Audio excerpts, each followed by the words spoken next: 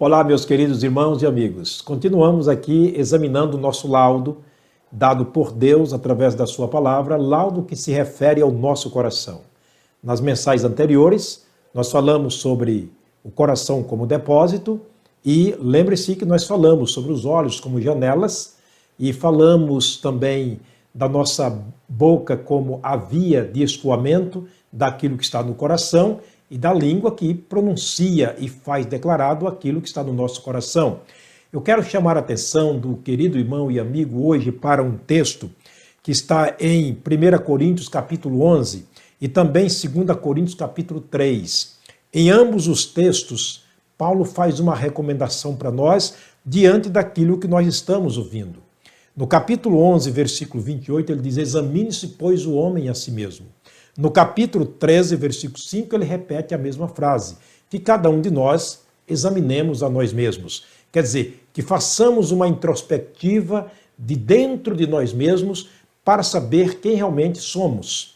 É isso que ele está dizendo. E é o que nós estamos fazendo aqui. Nós estamos nos examinando diante da palavra de Deus para encontrar quem realmente nós somos.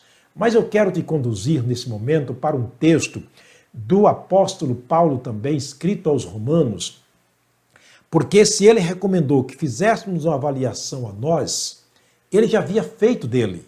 Sim, Paulo se autoavaliou, ele se examinou, e depois que ele se examina a si mesmo, ele descobriu o que realmente predominava o seu coração, o que estava em si.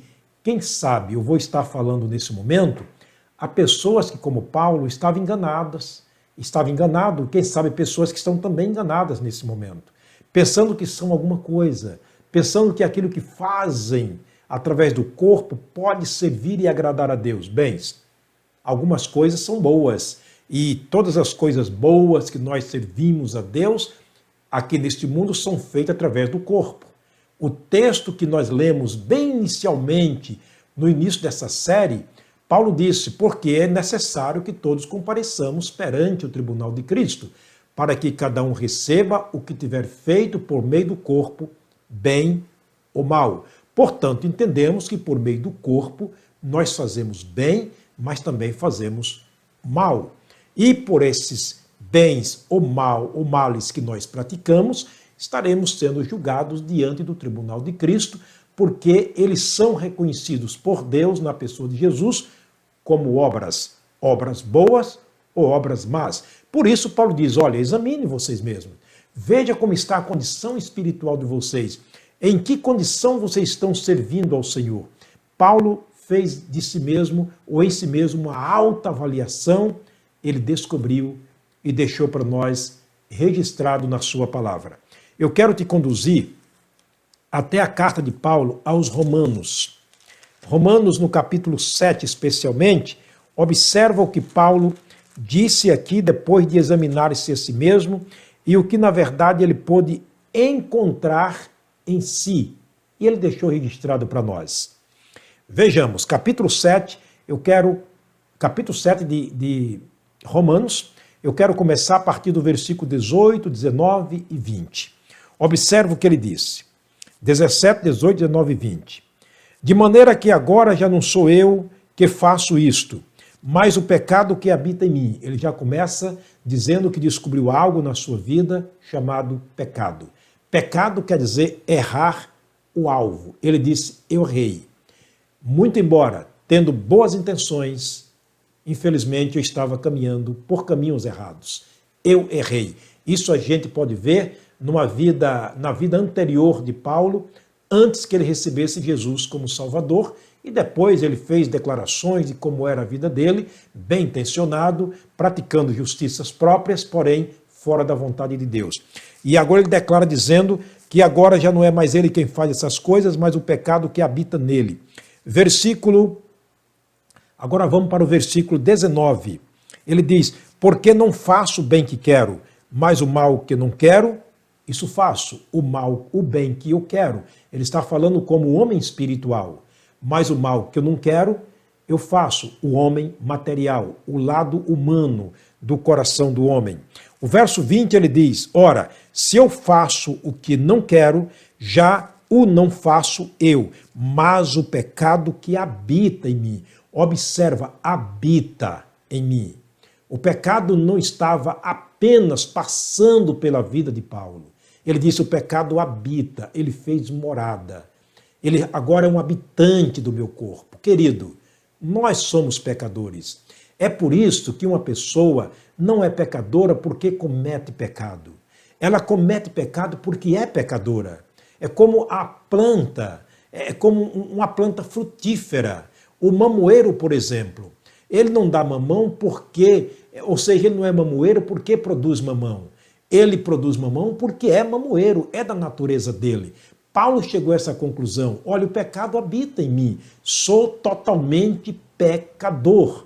Por isso que eu quero, o bem que eu quero eu não faço, mas o mal que eu não quero, este então eu faço. Agora veja o que ele diz no versículo 21.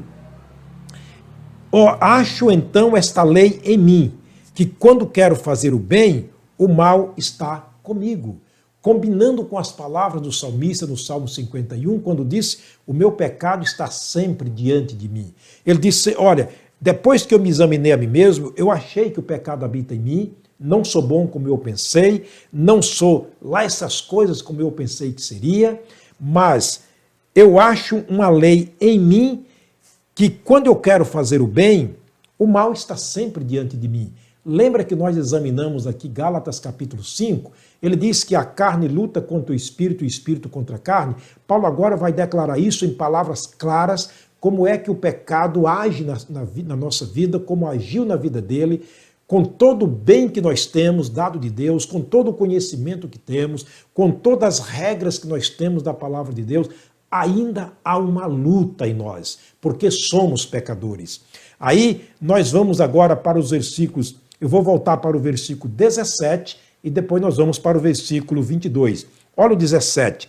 De maneira que agora já não sou eu que faço isto, mas o pecado que habita em mim. Vamos agora para o verso 22.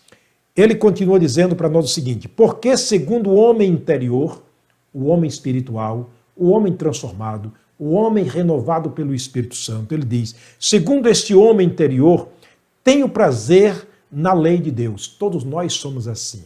Nós temos um lado espiritual que é a imagem e semelhança de Deus, embora ofuscada por causa do pecado e da natureza adâmica, mas esse lado espiritual sempre deseja fazer o bem.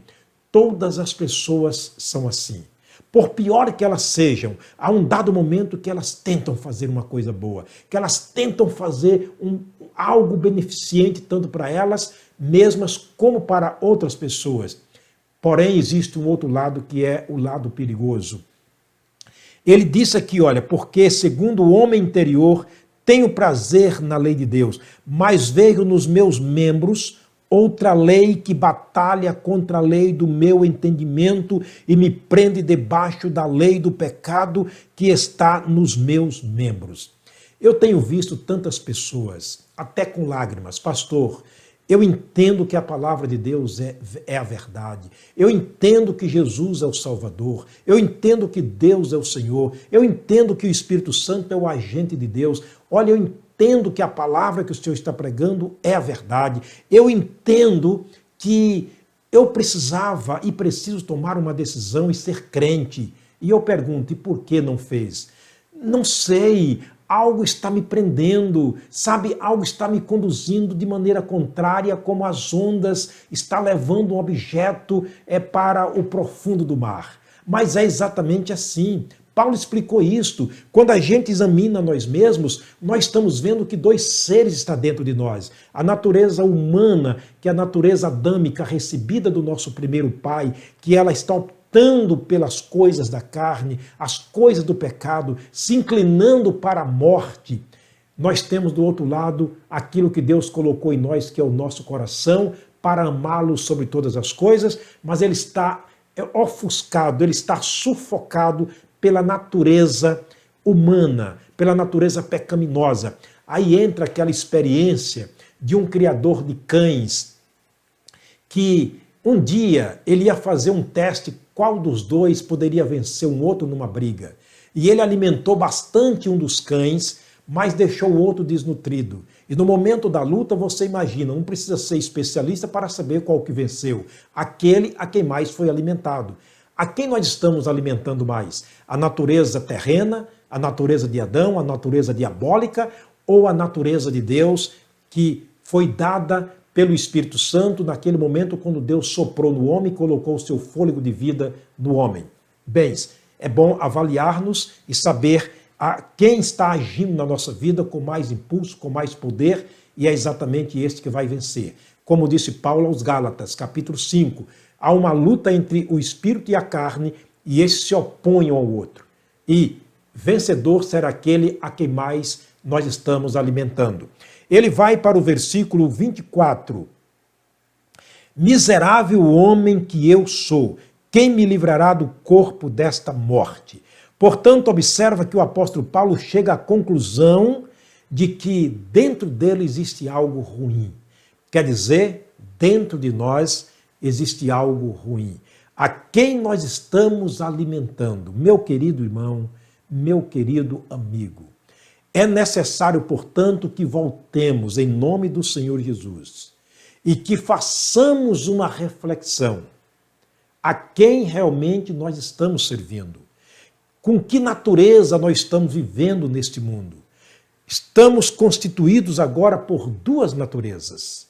A natureza espiritual, o fôlego de vida que Deus soprou no homem, fazendo do homem a sua imagem e semelhança. Mas nós temos dentro de nós a natureza pecaminosa que foi incutida no homem, que foi colocada forçosamente no homem, através de Satanás no jardim do Éden, formando dentro de Eva e de Adão o desejo exacerbado do coração, a soberba da vida e a praticidade do pecado, gerando assim a morte. Por isso que todos pecaram, todos morreram em Adão, e o salário do pecado é a morte. Estamos destituídos da glória de Deus por causa dessa natureza pecaminosa. Ela está sufocando o nosso homem interior.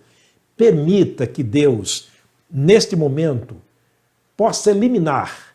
Ele não vai eliminar a natureza, mas ele pode fazer que você mesmo mate, como disse Paulo aos Colossenses, matar a natureza pecaminosa, para que possa viver a natureza espiritual, através da qual nós servimos a Deus, praticamos coisas boas, obras boas, dignas de recompensa e de galardão no tribunal de Cristo.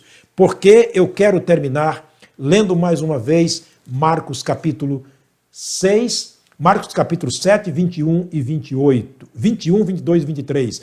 Porque do interior do coração dos homens saem os maus pensamentos, o adultério, a fornicação ou fornicações, os homicídios, os furtos, a avareza, as maldades, o engano, a dissolução, a inveja, a blasfêmia, a soberba e a loucura. Todos esses males procedem de dentro e contaminam o homem. Permita que Deus faça uma limpeza interior na sua vida, lhe colocando pensamentos positivos, bíblicos, que venham servir ao Senhor. Permita que Deus possa conduzir os teus olhos a verem coisas boas e trazerem para o teu coração, para o depósito, para o armazém, para o almoxarifado da sua vida, coisas boas, e que a sua boca, que a nossa boca possa pronunciar essas coisas boas para a edificação de si mesmo e para aqueles que nos ouvem. É que isso que disse o apóstolo Paulo, que da vossa boca não sai nenhuma palavra torpe, mas só aquelas que forem boas para a edificação daqueles que nos ouvem. Nós vamos terminar mais uma vez orando a Deus, rogando e clamando a Deus pela sua misericórdia, por entendermos que nós não somos bons como pensamos. Pelo contrário, somos, na verdade, um centro de maldade, dependendo de quem está dirigindo a nossa vida. Oremos. Senhor, nosso Deus e nosso Pai. Obrigado, Pai, por continuarmos aqui diante do Senhor. Rogamos, meu Deus, pela tua infinita misericórdia, que as nossas vidas sejam dirigidas pelo Senhor, que as nossas ações sejam ações boas, que advenha de um coração bom e que tiremos daqui, ó Deus, coisas boas porque foram colocadas pelo Teu Espírito através dos nossos olhos bons e consagrados pelo Senhor. Ajuda-nos, ó Deus, a Te servir neste mundo de tantos males. Nos ajuda, ó Deus, a vermos o Senhor Jesus como nosso alvo maior, que o nosso coração possa amar o Senhor Deus sobre todas as coisas. Eu oro por todas as famílias, por todas as pessoas que estão nos assistindo e nos acompanhando. Guarda-nos de todo mal. Oramos agradecidos no precioso nome de nosso Senhor e Salvador Jesus Cristo. Amém. Meu querido amigo e irmão, até a próxima mensagem. É claro, se o Senhor permitir que estejamos aqui.